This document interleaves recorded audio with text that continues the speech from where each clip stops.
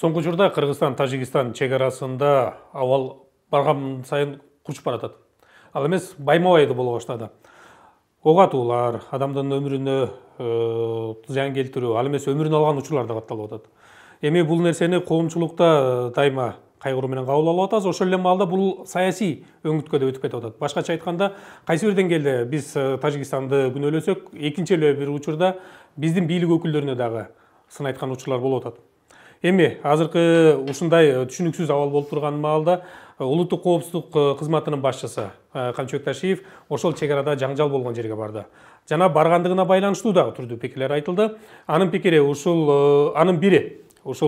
Жогорку Кеңеште депутаттардын бири Жылдызкан Айтибаевна Жолдошованын пикири болду. Ал өзүнүн Фейсбуктагы баракчасында ошол Камчыбек Ташиевдин чегарага дагы баргандыгы колдоп билдирүү жазды. Бул дагы кайра эле коомчулукта түргүн ойлорду алып келди. Буга байланыштуу мынакей азыр сиздин өзүңүздүн жообуңузду угалы. Чынында ок атышкан жерге чегара кызматы түздөн-түз баш ийген ошол эле улуттук коопсуздук кызматынын жетекчисинин барганы туура эле нерсе да? Же мында бир өзгөчөлүк көрө алдыңызбы? Биринчиден саламатсыздарбы, урматтуу Коом пресс сайтынын көрүүчүлөрү. Албетте Камчыбек Ташиевдин бул түздөн-түз милдети деп айтсак болот. Бирок чегара маселеси бир гана коопсуздук комитети же чегара кызматы чече турган маселе эмес. Чегара маселеси бул өтө татаал маселе. Ушунчалык татаал, ошон үчүн көптөгөн жылдардан бери, эгемендүүлүктү алгандан бери бул маселе чечилбей келатат. Айрыкча ошол кыргыз-тажик чегарасы. Мурунку президенттер да аракет кылган, чече алган эмес. Бирок ал мезгилде бири-бирине ок эмес, таш атышчу да. Азыр ок ата башташты. Апрелдеги окуя. Бул өтө кайгылуу, кандуу окуя болуп кетти. 44, аягында 44 киши болду да, жарадарлар дагы ошол мезгилде жарадар болгон кишилер. Мен эмне үчүн буну жаздым? Себеби чегара маселеси бир эле Ташиев чече турган маселе эмес. Бул маселени президенттен баштап өкмөт башчылары, өкмөт башчысы, ошондой эле бизде коопсуздук боюнча кеңеш бар. Болгондо дагы ал жерге Талатбек Масадыков деген ошол Афганистанды, Тажикстандын, Фарси элдеринин бир сөз менен айтканда, ошол эки өтө кооптуу бизге кошуну катары бир Тажикстан болсо, наркы Афганистан жакында. Мына ушул өлкөнүн үрп адатынан баштап баягы биз айтып коебуз го, ошол элдин менталитетинен бери биле турган адис деп болгондо дагы вице-президенттин кызматын ээлей турган кызматты берди да. Башкача айтканда коопсуздук кеңешинин төрагасы Садыр Жапаров болсо президент, ошол коопсуздук теги кеңешинин төрагасы башкача айтканда Садыр Жапаровдун мындай орун басары болуп дайындалды. Бул өтө чоң кызмат. Чынында эле вице-президенттин кызматы менен барабар кызмат десек жаңылышпайбыз. Түздөн-түз коопсуздук, ички тышкы коопсуздукка жооп бере турган адам мына ошол Талатбек Масадыков болот. Президенттен кийинки эле киши. Демек сиз билдирүүңүздө? Менин билдирүүмдө мен чегара маселеси кандай чечилип атат деген сөздү айткым келген жок. Себеби мен билбейм протоколдордун мындай айтканда маңызын. Ал жерде эмнелер жазылганын, себеби коомчулукка ал чыга элек. Биз билбейбиз. Ал эми ок атылган жерге бир саамга элестетип көрөлүчү. Ташиев жок өлкөдө. Командировка кетти дейлик, башка чет өлкөгө. Ошол мезгилде ок атышуулар башталып кетти. Тажикстан менен Кыргызстанда. Ташиевден башка ким барат? Деген ал чече албайт да. Чечсе качан эле чечип коймок. Мына ушул суроо да. Мындай да ачыгын айтканда Камчыбек Ташиев каерде өтө кооптуу, же болбосо өтө чырдуу, же бир кайсындайдыр бир последствия деп коебуз го. Жыйынтыгы бир жаман нерсеге алып келе турган жерлерде ал анын маселеси болсо да, маселеси болбосо дагы Ташиев, пожарный сыяктуу, скорый помощь, тез жардам сыяктуу иштеп атат да биздин өлкөдө. Ошол эле апрель окуясына бирок көрө алган жокпузго. Апрель окуясында дагы ал киши чет өлкөдө болуп калды. Ошол мезгилде өзүнүн ден соолугуна байланыштуу, бирок ден соолугуна карабастан учуп келди да. Көрдүңөрбү? Учуп келип, ошол жака Ташиев учуп келгече эч ким барган жок. Чек ара кызматынын жетекчисинен башка, губернатордон башка эч ким барган жок да. Ошол коопсуздук кеңешинин катчысы Марат Иманкулов да барган жок. Ал жере немеде Масадыков бар беле жок беле, ал мезгилде эсимде жок. Ал да барган жок. Болуптур президент барбасын. Мурунку премьер-министр, азыркы кабинет министрлери деп коет. Түздөн түз чек ара маселеси дагы ошол баягы өкмөттүн элге түшүнүктүү болуш үчүн мен өкмөт деп сүйлөйүн, себеби азыр кабинет министрлер десең түшүнбөйт жөнөкөй эл. Өкмөттүн жетекчиси дагы барган жок, эч ким барган жок да. Биз дагы сарасеп салып атабыз да, карап атабыз да.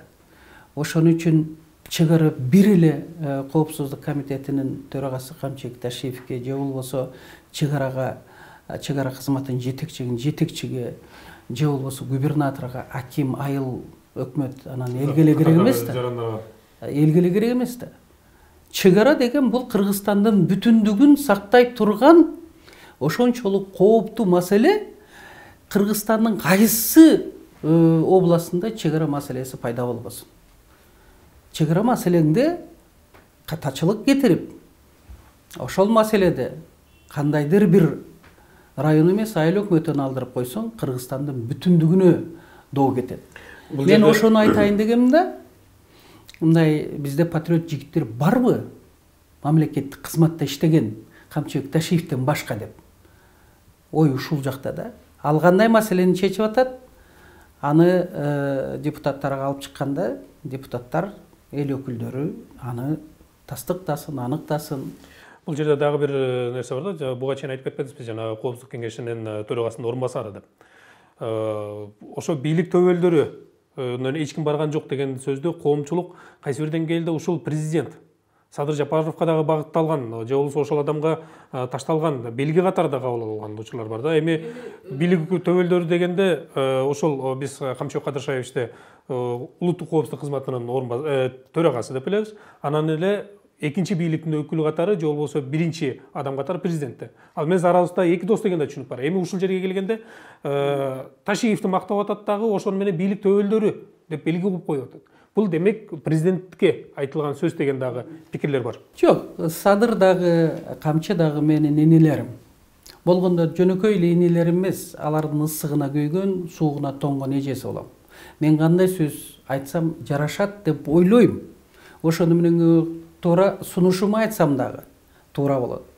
Кээде урушуп койсом дагы мен ойлойм алар чыдашат деп. Себеби 11 жыл мен аларга бир эле мээрим төкпөстөн алар качандыр бир мезгилде бийликке келип мамлекетти, элди башкарат деген менде чоң үмүт, ошондой эле ишенич бар болчу.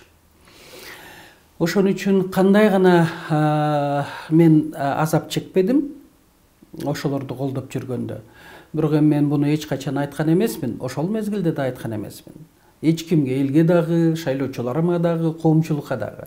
Себеби саясатчы деген, эгер бир нерсеге, бир маселеге бел байласаң, анда сен мындай айтканда арызданба эч кимге. Саясатчысыңбы, ошону көтөр. Мен ошону көтөрүп келдим. Чыдаш керек да, кандай гана кырдаалга туш келсең, ошону жеңип өтүшүң керек. Ошон үчүн бул жерде мен бийлик төбөлдөрү деп атам. Бизде кыргыздарда кечирип койсун, көпчүлүгү билбейм, жакшы билим алган эмеспи, же атайын жазабы, мындай сөздүн төркүнүн жазган ошол посттун маанисин түшүнбөй эле ар ким ар нерсе деп жаза берет. Бийлик төбөлдөрү деген бул бийликтеги мамлекеттик кызматкерлерди айтып атам. Ал эми эгер президент жөнүндө айткым келсе, мен президент Садыр Жапаров деп эле ачык эле жазганга, менин саясатчы дагы катары эжеси катары да, коллегасы да катары кудуретим жетет ага айтканы. Ошон үчүн бийлик төбөлдөрү дегенде мен мына азыр ачык айтайын, бул ошол Талатбек Масадыков, бул Коопсуздук кеңешинин төрагасынын орун басары. Мен билем, Садыр Жапаров Кытайга даярданып атат, онлайн режимде иштеп атат. Ал албетте бара албайт, анткени ал чоң кошуна өлкөгө, Кытай деген өлкөгө баратат. Ал жака да барыш керек. Алар менен да многовекторный тиги саясатты жүргүзүш керек Садыр Жапаров. Мен эгер Садыр Жапаров жөнүндө жазгым келсе, ачык эле жазам. Жазып да келетем, айтып да келетем. Тилекке каршы Садыр Жапаров балким менин кээ бир сөздөрүмө душмандын сөзүндөй кабыл алып аткандыр. А бирок менин айткан сөздөрүм болуп калып атпайбы? Бизде аялдарда мындай бир женский интуиция деп коет да. Абалга байланыштуу бир алдын ала бир мындай энелик аялдык бир сезимдер бар, айта турганчы, мына ошону алдын ала айтып деле келатам. Баткен окуясы болорун, кан төгүлүп кетишин, чек ара мындай чечилбешин конференцияда ачык айтсам, ал сөзүмдү мындай туура эмес кабыл алышты. Бирок мен ойлойм, азыр түшүнүп калышты. Себеби ошол мен айткан нерсе болуп калды. Эми азыр айтайын дегеним, бийлик төбөлдөрү бир эле президент эмес да. Мен бийлик төбөлдөрү деп баягы көпчүлүк менен жазып атам, өзүңүз да ошентип кайталадыңыз. Бул жака азыр өкмөт башчысы Акылбек Жапаров кирет. Ал чек ара маселесине түздөн түз жооп берет. Себеби өкмөт кабыл алган гана маселени жогорку кеңешке чыгара алат. Коопсуздук комитетинин төрагасы Ташиев чыгарган маселени жогорку кеңеш кабыл албайт ратификацияга. Экинчи, бул коопсуздук кеңеш төрагасы Садыр Жапаров, анын орун басары Талатбек Масадыков. Садыр Жапаров Кытайга даярданып атса, ошол Афганистан менен дагы бир жолу кайталап коеюн, Тажикстандагы маселелерди жакшы билет деп туруп, ушул Талатбек Масадыковду ошондой чоң кызматка алып келишкен мамлекеттик. Ошол киши эмне үчүн барбайт, эмне үчүн үн катпайт, эмне үчүн ушул маселеде активдүү мындай айтканда ойлорун билдирбейт. Аракет кылган жок. Ал афган тилинде да жакшы сүйлөйт, тажик тилинде да жакшы сүйлөйт. Үчүнчүсү Марат Иманкулов. Эмне үчүн Марат Иманкулов дагы ал деген коопсуздук комитетинде иштеген, жетекчи болуп иштеген, күчтүү чекистердин бири. Мен ушуларга таң калып атам да. Эгерде үчөө барганда, Камчыбек Ташиев, Марат Иманкулов, Талатбек Масадыков үчөө барганда, Ташиевке балким жеңил болот эле. Адам баласы ката кетирет. Буларда опыт бар да, тажрыйба. Алар үчөө отуруп туруп, кимиси келет Тажикстандан. Ошолор менен бетме-бет отурушуп, ошол эле 309 деп атат, ошол эле Адахам Адомаровдун протоколу деп атат. Ошолорду бирге карашып, бирге сүйлөшүп, чечим калса кандай сонун болот? Дипломатиялык жол менен эле эмес, мынандай түшүндүрөт эле да. Алар билишет да. Мисалы үчүн мен маалымат билбейм протоколдор боюнча. Башка эч ким да маалымат биле албайт. Биз болгону өзүбүздүн сунушубузду гана айтып атабыз. Анткени биз протоколдордогу баягы чечимдерди билбейбиз. Эмне деп. Ошон үчүн бийликтегилер албетте бизден караганда 1000 эсе баарын билишет. Ошон үчүн биз сунушубузду гана, көз карашыбызды гана саясатчы катары айтып чектелип атабыз. Эми тышкы саясатта окуялар кайра ичке кирип кетип атат да, ички саясаттарга. Мисалы жанагы элдин ошол эле жана бийлик төбөлдөр деген сөзүңүзгө карата ошол эле президентке багытталып атат деген себептердин бири бул Орозайым Нарматованын кармалышында сиздин ошол Садыр иним деп кайрылганыңыз, ушул билдирүүлөрүңүз жана Facebook'тагы ушка келип такалып атат. Андан мурунку ошол эле Орозайым Нарматовага байланыштуу билдирүүңүздү сиздин уулуңуз кызматтан кеткендигине да байланыштырып атат. Ошол Ак үйдө иштеген Жылдызхан Жолдашованын Ак үйдө иштеген баласы жумуштан кеткенден кийин наразы болуп, бийликке наразы болуп баштады, түздөн түз Садыр Жапаровго наразы болуп атат деген дагы ойлор бар. Эч кандай наразычылык жок. Биз Садыр экөөбүздүн адамдык мамилебиз, эже ини катары мамилебиз кадимкидей сакталган, дагы да сакталат. Мага Садыр Жапаров менен Камчыбек Ташиевдин тагдыры мен кайдыгер карай албайм, ачыгын айтайын. Алардын азыркы бийликте отуруп чыгарып аткан ар бир чечимин мен кооптонуу менен кабыл алам. Башкача айтканда, кийин кандай жыйынтыктар болот ошол чечимдерден? Ийгиликтүү болобу же мамлекет үчүн, эл үчүн ийгиликсиз болобу деп, башкача айтканда жан күйгүзүп айткан сөздөрүмү, фейктериби же болбосо башка дагы биздин атаандаштар бар да, саясатчыларда оппоненттер көп да, ошолордун блогерлериби же болбосо журналисттериби, мен туура сөз айтсам деле мына Жылдыз Жолдошова Садыр Жапаровдун тиги сырын айтып койду, же болбосо Садыр Жапаровго чабуул жасады, же болбосо тиги тиякта сөздүн төркүнү башка. Бирок экөөбүздүн сүрөтүбүздү коюп туруп эле соц тармактарга чыгара берет экен, гезиттерге чыгара берет экен. Аны окуп көрсөң, мындай туура сунуш, жан күйзүп айткан сөздөр, бир мындай критика жок, же бир каттуу аларга айтылган сөздөр жок, жөн эле бир жакшы бир көз караштарын жазасың да. Азыр ушул маалда ошол эле Садыр Жапаров менен Камчыбек Ташиев менен байланышыңыз барбы? Мындай байланышып турасыздарбы? Камчыбек Ташиев менен байланышып турам. Садыр деле менин башыма оор күн түшкөндө, жолдошум ооруганда, операция болду аябай чоң. Апам каза болуп калды, кийин эним каза болуп калды кече жакында 26 декабрда. Алар өздөрүнүн кыргыздын салты боюнча, Куран окутуу боюнча көңүл айтышты. Садыр өзү келе албаса дагы Камчыбек Ташиевден айттырып жиберген күндөр болду. Бул адамдык мамиле. Бирок бул адамдык мамиле. Бирок саясатта албетте мен алардын туура жагын туура деп айтам, туура эмес жагын туура эмес деп айтууга мажбурмун. Себеби мен алардын душманы эмесмин. Мен аларга болгон чындыкты айтышым керек.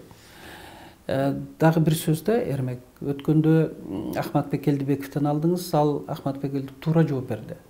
Биз ата журтта бирге жүрдүк да, коллега болуп, бир партиялаш болуп. Эми Садыр Жапаров менен Камчыбек Ташиевдин туура жактарын туура деп айтсак, айтат. Мына өздөрү болду жазалар. Жок, баягы орусча айтканда подхалимство, дагы бир сөздөр чыгарылып туруп, пахта коюп атышат тиги бу деп. Жок, биз коллега катары, саясатчы катары өзүбүздүн оюбузду айтабыз.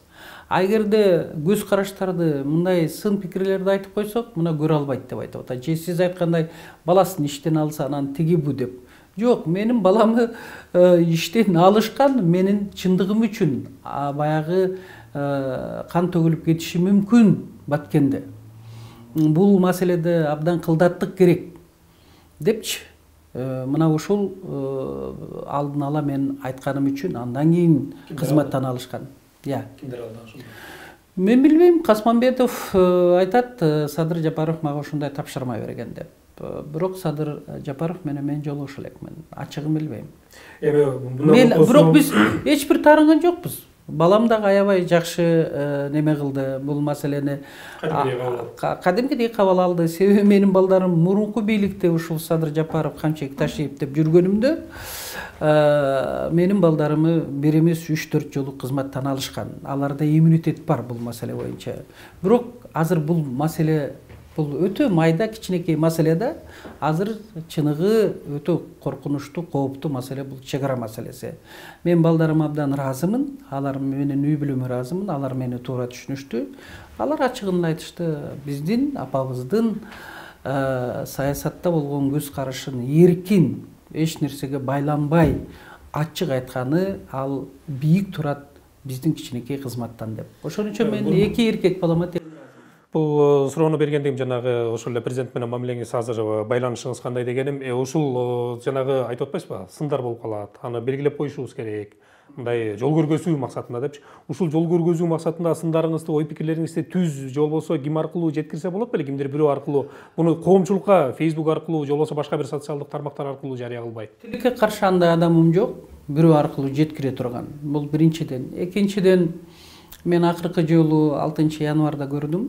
2021 жылы 6 январда Садыр Жапаровду Кара сууда мен колдоп сүйлөгөндөн кийин мен көрө элекмин Садыр Жапаровду. Мына 6 январда болсо 1 жыл болот экен. Мен көрө элекмин. Игим аркылуу дагы айта турган, бере турган ошондой дагы ортодогу адам жок. Салам айтып жүрө турган мүмкүнчүлүк да жок. Экинчиден мүмкүнчүлүк болсо дагы мен как саясатчы катары өз оюмду кайсы маселеде айтышым керек. Мындайда коомчулук мени саясатчы катары ошол коомчулук кабыл алат. Бирок Садыр Жапаровдун колдоочулары мени анын эжеси эмне үчүн алар мени эжеси катары кабыл алып атат да, ал эми саясатчы катары кабыл ала албай атат. Ошон үчүн мен айтат элем, урматтуу Садыр Жапаровдун колдоочулары, жактоочулары, мен биринчи ирет саясатчымын. Анан барып туруп Садыр Жапаровдун эжесимин. Ошон үчүн мени биринчи саясатчы катары кабыл алсаңар. Себеби саясатчылар биз оюбузду коомчулукка айтышыбыз керек. Ал эми коомчулук аркылуу кабыл алабы? Ошол эле президент же болбосо башка мамлекеттик кызматтагы жетекчилер. Ал өз эрки алардан. Эми мисалы кийинки өңүткөдө турган болсок, мына сиздер айтып атасыздар, биз мамилебиз баягы ата журттан бери жакшы эле калып атат деп. Анан бул жерге келгенде, мисалы өткөн жыйындык жокко чыгарылган шайлоодо сиз мекенчил менен бардыңыз. Ошол Камчыбек Кадыршаевич Ташиев менен бирге. Кийинки шайлоодо ошол эле Ахматбек Келбекович менен сиздер оппозициялык деп эсептелинген Азаттыкка өтүп кеттиңиздер. Значит, мындайда 2015-жылы билбейм, Роза Тумаева айтат, мен андай тапшырма берген эмесмин дейт. Алмазбек Атамбаев айтат, мен андай тапшырма берген эмесмин дейт. Бирок бүтүндөй бизде канча партия болсо, ошого бийлик төбөлдөрү деген дагы бул көпчүлүк кимиси айткан белгисиз. Жылдыз Жолдошеваны бир да партия шайлоого чакырбасын, өзүнүн партиясын албасын деген тапшырма берилген. Ошондо да мени бир да партия чакырбады, мен менен баргандан коркушту, ичинде каалашты, бирок бирге баргандан чочулашты да. Бир гана мени чакырды Аалам партиясы, Арсланбек Малиев. Азыр мына өзүңөр билесиңер, депутат болуп келди бир мандаттуудан. Анткени ал киши менин жолдошум менен Харьковдон бүткөн, менин жолдошум Московский авиационный институт бүткөн. Мындай айтканда, алар центральный вузду, борбордук жогорку окуу жайларын бирге окушкан. Азыркы Россия Федерациясынын Украинада теги Арсланбек Касымаханович. Ошентип алар сүйлөшүп, ал киши мен эч кимден коркпойм, мага эч ким мындай тапшырма бере албайт деп туруп, биз тандем болуп, мен теги түштүктүн кызы болгондон кийин түштүк тараптан, бул Арсланбек Касымаханович түндүк тараптан тандем болуп Аалам партиясын алып чыкканбыз. Бирок биз билчүбүз, өтпөйбүз. Себеби бизде борбордук шайлоо комиссиясында сервер деген бар, ошол чечип коет. Ошентсе дагы саясий күрөшкө чыктыңыздар. Саясий күрөшкө чыктык. Себеби биринчиден партиянын атын өчүрбөш үчүн, экинчиден саясатчы катары биз сөзсүз чыгышыбыз керек эле. Ошондо чыктык. Мындай айтканда назла всем. Жолдошева чыгыш керек. Ал эми мекенчилдерде Садыр Жапаров анда түрмөдө болчу, звонок этип, телефондон Жылдыз эже мекенчил партиясын алып чыгайын деп атам. Ал 2010-жылы түптөлгөн, бирок шайлоолорго катыша элек деп. Камчыбек Ташиев менен анда баягы эсиңерде бар да, биздин мамилебиз оор болчу. Бирок Камчыбек Кадыршаевдин бир жакшы жери бар, ал кекчил эмес. Анын адамгерчиликтүү жактары бар. Дагы шашма. Кээде ачуусу менен катуу сөздөрдү айтып коюшу мүмкүн. Звонок этет, сиз менен сүйлөшөт деп. Звонок этти, сүйлөштү, өткөн кээ бир туура эмес жактары боюнча эркек мырза катары кечирим сурады, туура эмес кылгандарына. Анан шайлоого бирге баралы деди. Максат мамлекетке элге туура кызмат кылуу, ошону менен бирге Садыр Жапаровду мыйзам ченеминде биз ушул акыйкатсыз, адилетсиз жаткан түрмөдөн алып чыгуу эле. Мына 3 эле максат бар болчу. Мекенчилдерде абдан биз кыйналганбыз. Эң көп күч Ташиевке түшкөн. Анткени Камчыбек Ташиев бүт өлкөнү кыдырды. Ал эми Равшан Сабиров экөөбүз биз түштүктү полный кыдырып чыктык. Баткенден баштап Жалал Абадка келип токтогонбуз. чынында акча жок. Болгон бюджеттин баарын, семейный бюджеттин баарын мен ошондо кетирип алдым. Анысы аз келгенсип менин жолдошум 8 сентябрдан түнкү 9 сентябрга тиги караган түнү ашказанында язбасы бар экен, жарылып кетип, Кудай сактады, 3,5 литр кан кетип, мен эртең менен учуп келип, ошого карабастан эсен аман реанимациядан чыгаргандан кийин Мамед Мамакеевич мени ошол жерде жасалды да, 4-чү Мамакеевский клиникада. Ал киши айтты, бар теги шайлоого бар, келгиле, медицинаны оңдойлу, саламаттыкты, улуттун саламаттыгы боюнча дагы көңүл бургула, мен болотту эсен аман чыгарып берем деп. Эсен аман кийин чыгарып берди, мен ыраазымын врачтарга. Бирок түрдүү диагноз коюлгандан кийин биз Анкарага бардык. Бирок ал жактан чоң операция болуп калды. Самый негизгиси эсен аман жанымда. Мен ошол мезгилде дагы мекенчилди мындай айтканда таштаган жокмун, аягына чыктым. Канчалык кыйын болсо да, ошондо да мекенчил партиясы өткөн эле, дагы эле сервер бизди өткөрбөй койду. Бирок ручной подсчетко келгенде биздин партия 7,26 алдык элек. Анда 7% болчу босого. Кийин ошто интеллигенция менен жолукканда Садыр Жапаровго бир жаш жигит суроо берди. Эмне үчүн Жылдызхан Жолдошова араңыздарда жок? Эмне үчүн мындай таза инсандар араңыздарда жок деген суроону берди. Анан кийин мекенчил партиясы менен Жылдыз Айтебаевна дагы барабы шайлоого депчи, себеби биз Жылдыз Жолдошованы абдан колдойбуз, колдодук, дагы да колдойт элек депчи. Эми ачыгын айтыш керек, мекенчил партиясында жөнөкөй карапайым элдин балдары бар эле, и ошолордун тууган уруктары көп да. Жөнөкөй карапайым элдин тууган уруктары көп. Алар жок дегенде 10дон 7ден 5ден 1 тууган. Мына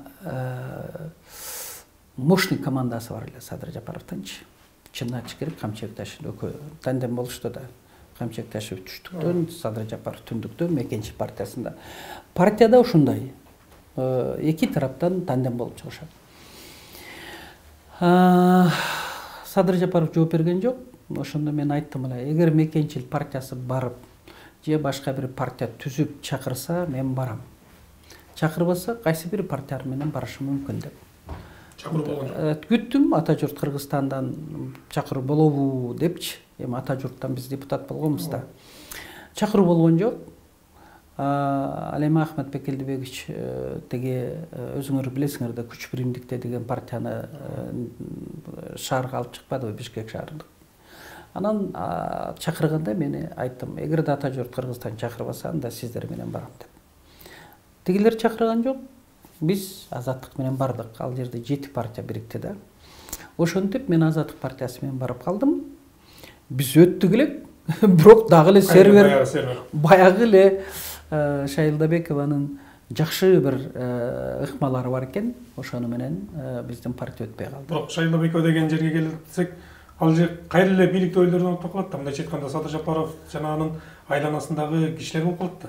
Аны жалгыз чечпесе керек. Мындай жакшы көрүп калдым дебедиби Садыр Жапаров Шайлдабекованы.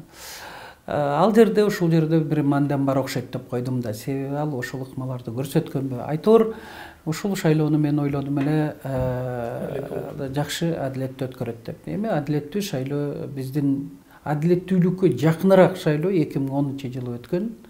Отунбаева ага жол берген эмес, Акылбек Сариев Борбор шайлоо комиссиясынын төрагасы катары дагы жол берген эмес. Күчтүү инсандардын бири. Мынабы чегара боюнча айтсак да, мынабы чегараны кантип чечсек деген ушулга токтололуп атканбыз. Анткени сиз баягы 2010-2015 жылкы ошол депутат болуп отурган маалда эл аралык маселелер боюнча комитетте мүчө болгонсуз да. Анан эми ошол жакта кайсы бир деңгээлде дипломатия боюнча сизде документтер бар. Ошол дипломатиянын жүрүшү боюнча маалыматтар бар. Азыр бизде протоколдор эле көбөйүп кетти. Азыр ал эмес фамилия менен айтылып калды. Мадумаровдун протоколу, Ташиевдин протоколу, анан номерлер менен айтылып атат. Бул жерге келгенде дипломатиялык жолу, же болбосо бир кан төгүлбөй турган эки тарап тең ыраазы боло турган. Же кандай чечиш керек, Адахан Мадумаровдун протоколу дейбизби, Ташиевдин протоколу дейбизби, ошол протоколдор өкмөт тарабынан жогорку кеңешке барып ратификациядан өтмөй сайын бул документтердин күчү жок. Кол койгон күндө да. Кол койгон күндө дагы. Бул бир. Экинчиден, менин дагы сунушум Садыр Жапаровго, бийлик төбөлдөрүнө деп айтайынчы, түшүнүктүү болушун бардыгына тең. Менин бир сунушумда азыркы учурда Садыр Жапаров президент, ошондой эле премьер-министрдин теги кызматын аткарат. Өзү айткандай бүтүндөй жоопкерчиликти мамлекеттин, элдин тагдырын өз мойнуна алган. Эми азыркы түзүлүп калган кыргыз-тажик маселеси боюнча, эми төрт көчө жана башка маселелер боюнча мен мындай сунуш киргизет элем. Садыр Нуркожоевичтин, биздин президентибиздин мына ушундай кандай десем, өзүнүн президенттик ыйгарым укугуна ээ болгон, эң жогорку кызматты ээлеген биздин президентибиздин укугу бар да, ошол протоколдорду жокко чыгарууга же болбосо кайтарууга, отзывать эттиргенге, орусча айткандачы. Ошон үчүн ошол болгон протоколдордун баарын тең, себеби тажик тарап абдан мыйзам бузуу менен иш алып барып атат. Алар эң сонун билет.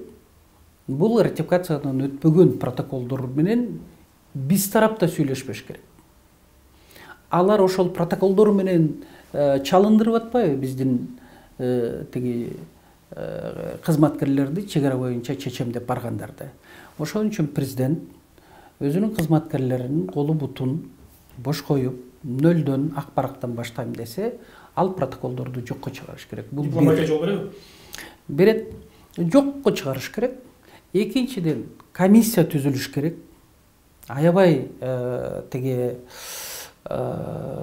мындай тасыккан, мындай айтканда, кесипкөй, ошол түшүнгөн, анын ичинде и дипломаты да болуш керек, анын ичинде аскер кызматтары бар. Ошолор иштеп чыккан чечимди коопсуздук кеңеши караш керек. Башында Садыр Жапаров өзү отуруп. Ошол кеңешке ошол айылдан лейлек айтып атпайбызбы, баткен, ошол төрт көчөдө жашаган, ошол жерде жашаган жок дегенде 10 киши активдүү, мына аксакал ыйлап атпайбы? Ошону чакыргыла. Чек арачы эже деп коебуз, рай эже болуш керек эле. Ошолорду чакырып, ошону менен бирге экс-губернаторлор баткенде иштегендердин баарын тизип коюш керек дагы, мындай айтканда угуш керек ошол кишилерди. Ошолор айтыш керек, эмне кылыш керекти. Себеби алар ошол жерде жашайт. Кыргызча орой айтканда жол тесилген баарын сезген билген адамдар. Ошондо Садыр Жапаровго жеңил болот маселени чечишти. Себеби жергиликтүү эл гана билет бул маселени кандай чечишти. Бишкекте, Чүйдө же Ошто же Нарында отуруп алып, мынандай кылыш керек, анандай кылыш керек деген сөз бул, кечирип коесуңар, бул туура эмес да. Ошон үчүн мен айтат элем, мындай да, бир маселеде бир туугандар, ата-энеси бир жатындан чыккан туугандар баары үй бүлөлүү болду, өзүнчө кичинекей мамлекет курду да, бир талаш маселеге келгенде ар ким өзүнүн үй бүлөсүн коргойт, кызыкчылыгын коргойт. Ошондой эле мамлекет бул чоң үй бүлө. Ошол мамлекет дагы өзүнүн гана кызыкчылыгын коргош керек. Кызыкчылыгын коргош үчүн элден сураш керек. Экс-губернаторлордон, алар да изучать эткен да. Мына Султанбай Абдрашидов Айжигитов, Мамат Айбалаев аксакалыбыз, алар көп жакшы нерселерди айтып атат. Ошол жерде отуруп, мындай айтканда жети өлчө бир кесип, анан кийин жаңы протокол менен ишти башташ керек. Эгерде биз ошондой кыла албасак, анда мен мисалы үчүн Султанбай Айжигитовдун айткан сөздөрүн тереңирээк көңүл бургам да. Ал кишинин айткандары туура. Мен өзүмүн Facebook'a жазган пост бул башка мааниде. Ал Ташиев кол койгон протокол ошол ишке ассын деген мааниде жазылган эмес. Мен Ташиевке эле керекпи чек ара? Ташиев эле чечиш керекпи жалгыз? Жалгыз эле бизде ушул патриот барбы? Деген мааниде жазылган да. Кана башка бийлик төбөлдөгүлөрү деп. Түшүндүрө алдымбы, түшүндүрө албадым билбейм, Эрмек. Коомчулук түшүндү, мени түшүнбөдү билбейм. Бирок рахмат, сиз мени чакырып, эми ар бирине мен Facebook'тан жаза албайм да, жооп бере албайм да, убактым да жетпейт дагы. Ар бир комментарий бергенге менин убактым жок. Мен ойлойм, мына ошону эгерде көрсө, алар түшүнөбү деп. Ошон үчүн менин сунушум биринчиден протоколдорду жокко чыгарса, Садыр Нуркожоевич, экинчиден комиссияда абдан дасыккан кесипкөй адамдар чогулуп кайрадан иштеп чыкса, баягы 8 күндүн ичинде чечем деген бул өтө шашылыш чечим. Бул андай болбош керек. Үчүнчүдөн коопсуздук кеңеши жергиликтүү элдин сөзүн угуп туруп, экс-губернаторлордун сөзүн угуп туруп, мурунку чек-арачылардын сөзүн угуп туруп, мурунку коопсуздук комитетинин, ошондой эле коопсуздук кеңешинин өкүлдөрүн угуп туруп, анан гана бир чыйынтык чыгарып туруп, ошол комиссия жакшы бир протокол түзүп берсе, ал жакта анан кийин баарын чыгарып туруп, коопсуздук кеңеши өзүнчө ошону мындай айтканда обсуждать этишсе, андан кийин барып бир жакшы протокол чыгат да. Ошол жакшы протокол менен анан кийин Тажикстанга барыш керек. Макулсыңарбы деп. Биринчи мындай деңгээлде, экинчи мындай деңгээлде, үчүнчү мындай, анан эч бир чече албаса, Садыр Жапаров менен Эмомали Рахмон отуруш керек. Президент катары эки өлкөнүн президенттери. Ансыз бул маселе чечилбейт деп мен кооптонуп турам. Бул эми сунуш Садыр Жапаровго. Кабыл алабы, кабыл албайбы, дагы да анын өз эрки. Сиз айткандай ушул сунушту бирөө жарым аркылуу бергенге дагы адам жок ошондой. Анан жолукпаса, сүйлөшпөсө менен, же мен бирөө аркылуу кагаздарыңызды берип туруңуз, же мен окуп турайын дебесе, жалгыз Facebook бар экен, ошого эле жазып атам, башка жок. Силерге окшоп чакырган деле мындай журналисттер жок. Мен өзүм барып тиги маек берейинчи деген бул менин мүнөзүм эмес. Ошон үчүн сизге рахмат. Мен ушундай деп ойлойм да, ушундай чечсе деп. Анан бул маселени да Мыктыбек Абдылдаев биздин ата журттан Баткенде да көп жүргөн да, Баткендеги ар бир айылдын, ар бир мындай айтканда кичинекей көчөдөн беричи кыргызча жакшы сөз бар. Коюндун жатагынан бери билген Мыктыбек Юсуповичти да угуп коюш керек да президент. Бир жолу угуп коюш керек. Себеби ал киши чын деле көптөгөн айлар, жылдар ошол маселе менен жүргөн да. Демек, саясий маселеге келгенде сөз түрдө социалдык тармакты да тагырага, социалдык катмарды дагы биле кетиш керек болуп атат. Элдин баардыгын угуп билип, анан ошол менен жыйынтык чыгарса деп. Жогоруда биз бир нече суроо бердик. Бунун баардыгы эле кайра эле келип жана социалдык тармактарга такалды. Мынакей азыр сиз эки ооз сөз жаза турган болсоңуз, аны мен башкачараак түшүнүшүм ыктымал. Же туура түшүнгөн маалда дагы балким мен өзүмдүн ылайыгыма ылайыктап келтирип туура эмес багыт беришим мүмкүн. Ар бир киши өзүнүн деңгээлине жараша түшүнөт да. Мисалы үчүн менин жазганымы саясатчылар түшүндү. Ал эми мамлекет кызматкерлери да түшүндү. Аябай көп мигранттар бар. 20 жыл, 30 жылдап башка өлкөлөрдө жашаган. Ал биздин өлкөдө эмне болуп атканын билбейт. Ал тиги немеде эле жазылганды окуп коет. Баягы соц тармактарда. Ал деген даже биз билбейбиз азыр мамлекеттин ичинде эмне болуп атканынчы, баягы секретный документтер. Ал эми биз депутат болуп турганда, айрыкча лидер фракция болуп турганда мен секретный материалдарды көп окудум да. Ошон үчүн менин кичине түшүнүгүм бар да чек ара боюнча. Эгерде лидер фракция болбой калсам, секретный документтерди мен окуп алсам, анда менин да ошончолук түшүнүгүм чек ара боюнча болбойт эле да.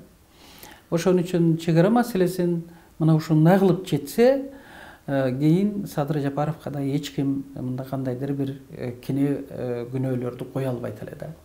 Рахмат сизге убактыңызды бөлүп жогорудагыдай талаштуу маселе болуп, түшүнбөстүктөр болуп, сырткы саясатты айрым учурда ичке киргизип, же болбосо ички саясатты тескерисинче сыртка чыгарып жиберип атабыз.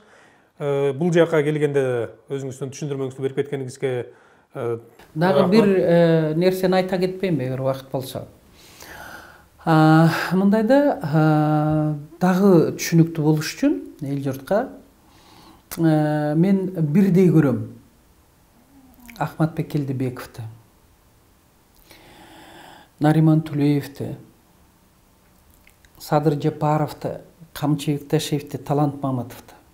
Себеби мен эле эмес, айрым бизден болгон ата журттан ашып барса бир 3-4 депутаттар, Курманбек Эргешев, Мыктыбек Абдылдаев, ошону менен бирге дагы бир экөөсү, Курмантай Абдиев, биз ушулар, айрыкча Курманбек Эргешев экөөбүз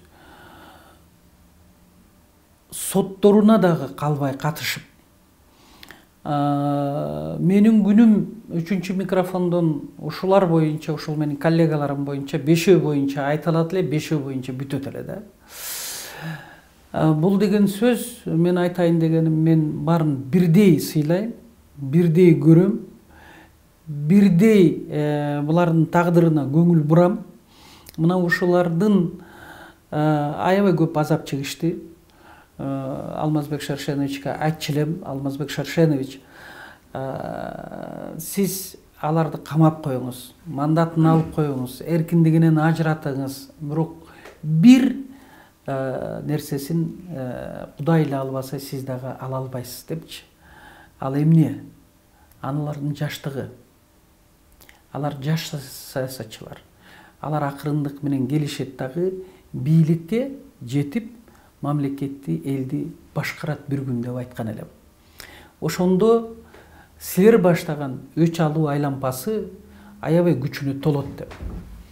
Мен айтайын деген оюм, биринчиден мен аларга бирдей мамиле жасаганым эл журт билип койсо, экинчиден Алмазбек Шаршеновичтер, Текебаевтер баштаган өч алуу айлампасы тилекке каршы ошол токтобой атат, мен кайрылып кетет элем азыркы бийликтегилерге. Мен үкөлөрүмө, инилериме өч алуу айлампасынан чыкса, саясаттагы баягы саясий куугунтуктун негизинде азыр эркинен ажыратылган жаш жигиттер дагы түрмөдөн чыкса дейм.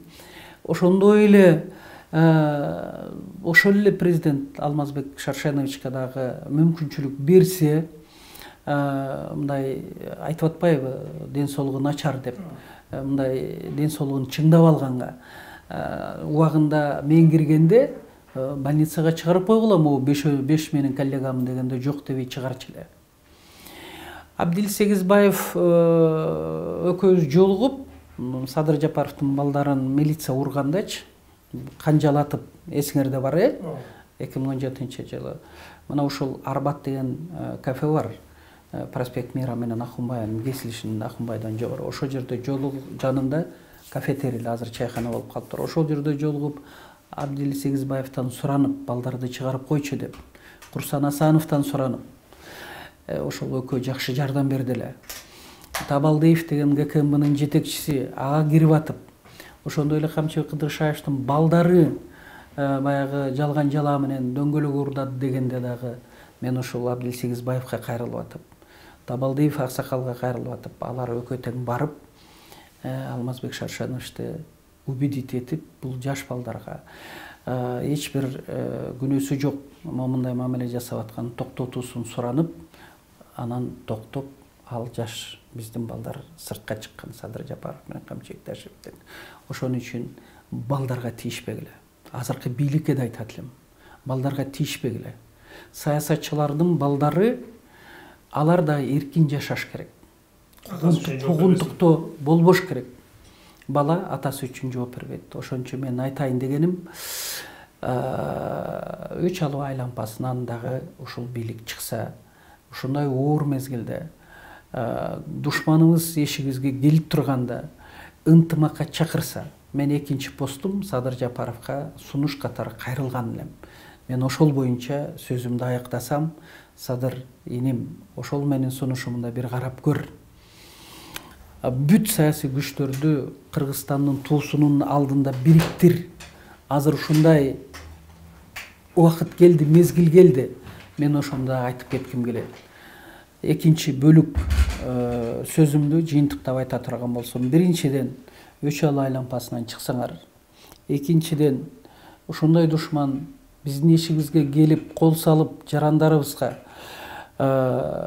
тилекке каршы атпор бербедиңер апрелде, мен атпор бергиле деп айтып атсам дагы. Ошондо биздин территорияга кирип келгендердин үстүн бомба таштап туруп, кирип келген тажиктерге каттуу атпор берип, Рахмон Эмомали чакырганда Садыр Нуркожоевич барбай койгондо сонун болмок да. Биз дагы мындай кыргыз деген духу бар эл бизде. Ошон үчүн айтайын дегеним, саясатчылардын балдарына тийишпегиле дегим келет да. Ошону менен бирге бүт саясий күчтөрдү Кыргызстандын туусунун алдында бириктирип, биз баарыбыз биригип, Кыргызстан деген жалгыз өлкөбүздү сактап калуу менен өнүп өсүшүнө, бакубат жашоосуна баарыбыз тең Кыргызстандын желегинин алдында биригип, саясий күчтөр, саясий партиялар, деги эле күчтүү инсандар, МПОлордун арасында дагы жакшы инсандар бар, айрыкча массалык маалымат каражаттарынын өкүлдөрү баарыбыз биригип, Кыргызстанды алдыга жылдырсак деген сөзү менен жыйынтыктоону көрүп турам да. Ошон үчүн рахмат, Эрмек дагы бир жолу студияңызга чакырып, менин мындай айтканда искренний жоопторум канааттандырабы билбейм, бирок сизге рахмат. Сизге даярчылык билдирели. Мындан ары дагы ушундай бир маселелер болуп калса, сиздин пикириңизди угуш үчүн студияда дагы жолугабыз деген ниеттебиз. Урматтуу Коом пресс сайтынын көрүүчүлөрү, биз жогоруда мурунку депутат Жылдызхан Жолдошов менен маек курдук. Маектин темасы бул ички жана сырткы саясат болду. Ал эми мен Эрмек Аттокуров, цензурасыз маек алкагында сиздер менен коштошмокчумун.